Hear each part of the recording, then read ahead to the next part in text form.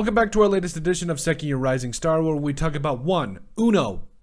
I can't think of any other languages that I know how to say one, but we're talking about one player from every NFL team that is a second year rising star. And this year, today specifically, we are talking about Kansas City Chiefs defensive end Joshua Kaindoh. So, first off, I got to say that, there's probably a lot of other players that I could have done this about. I know you're probably talking about, what about Kareem Humphrey? What about Trey Smith? Listen, the specific reason that we do this particular segment is to shine a light on players that either don't get enough respect or players that we think are going to go boom bust in year two. So, but talking a little bit about Joshua Kaindoh here, though, a former fourth-round pick, 144th overall taken in the 2021 NFL Draft by the Kansas City Chiefs. And I got to be honest, like when you just look at the measurables and what he can do in terms of athletically, there's a lot of promising stuff here. So if you look at his RAS here, or relative athletic score, that is, you just see the size here, 6'5", 260 as an edge player, okay,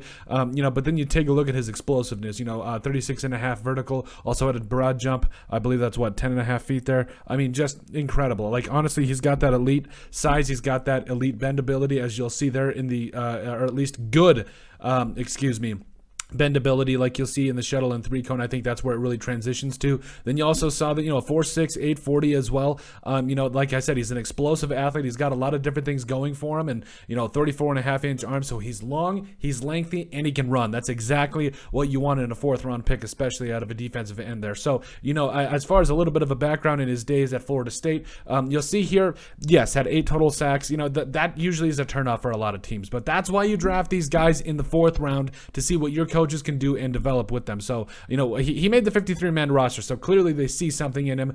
You'll see there his junior year there, or, whatever it was. I know COVID was weird. So, had played in a total of 7 games, had 14 total tackles, including 3 for loss. Also had a pick 6 against North Carolina, which was absolutely bonkers, by the way, and I'm looking to see if I can bring it up here in just a second. But, again, I think you're seeing a guy that can do a lot of different things, that can find a way to do and keep your and bring a lot of different elements to your specific defense. And that, like we mentioned, that pick 6 we got to show you. This was absolutely awesome. This is of course courtesy of the ACC Digital Network.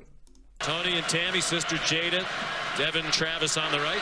Oh boy, and that pass is intercepted to the delight of all. Wow.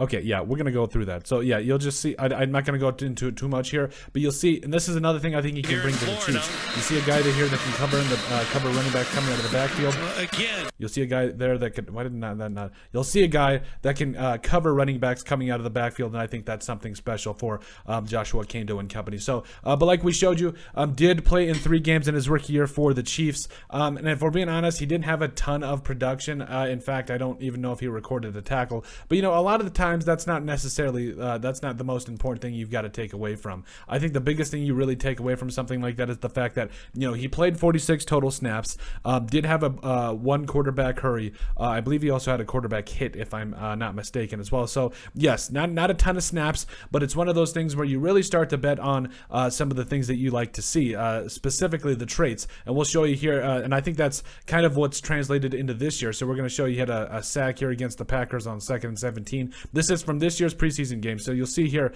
like we mentioned, he's got a lot of the physical tools and traits. He's got that length, he's got that size, he's got that speed. What can he do with his ability in order to use his hands and get around that edge? Well, we're going to show you right here. He's at the top of your screen right here. Here's Joshua Kaindoh here going up against the Packers. Yes, it's preseason, but I don't care. Here we go. So you'll see the snap here. You'll see it's immediately, I believe this is Zach Tome that he's going against. So you'll see here, he dips the shoulder. That's something, that's coaching right there. You'll see there's a lot of physical tool and traits with this guy, but he dips the shoulder. Boom. Dips, and he's around that edge before you can say pass the P's. Here we go. Boom. Dips, because once he goes, I'm going to actually bring that back just a little bit. I'm sorry. Once he dips that shoulder, the area or target area for that offensive lineman to block is substantially cut down. So imagine me, Colton Jim Hall, just, standing straight up. There's a lot of area for an offensive lineman to block. But once he gets his shoulder down, that area to block increases from like this to like this. So it's really tough for offensive linemen, especially with longer arms, even the better ones, to be able to kind of push those rushers past the play or to try to impact that anyway. So you'll see here, he dips the shoulder. Beautiful, beautiful, beautiful. Dips the shoulder. Boo.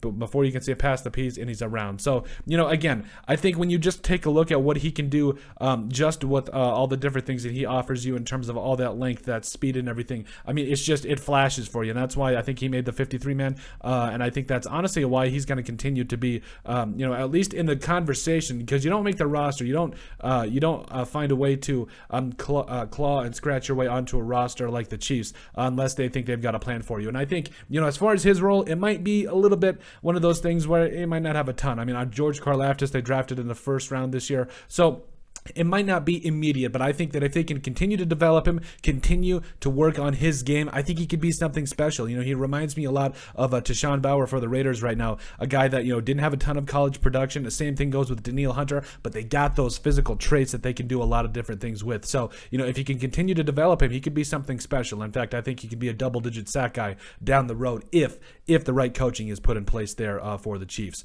But let us know what you guys think. Make sure you guys like and subscribe down below. Leave a like and a comment. It helps people find the show. We greatly appreciate all the support that we've gotten and continue to get. You guys are all truthfully awesome. We love every single one of you. Down in the description below, you'll find all of our social media platforms. So give us a like and a follow there. Also, remember to give us a listen and sub on iTunes. And finally, if you have anything else you'd like us to cover, send us an email at thesportsbp@yahoo.com or put it in the comment section down below, and we would love to cover it. But let us know what you guys think about the Kansas City Chiefs second-year rising star in defensive end, Joshua Kaindoh.